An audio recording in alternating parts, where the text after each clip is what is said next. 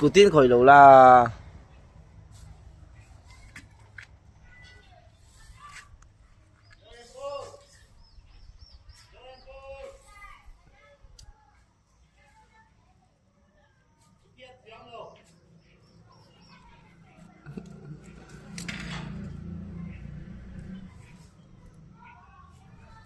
phải em có một lỗ cắt máy tệ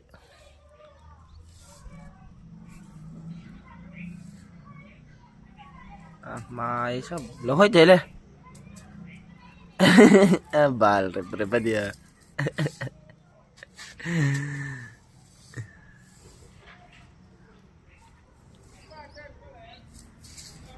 กดไลค์ไว้ผู้ยันเพียดแม่กันอี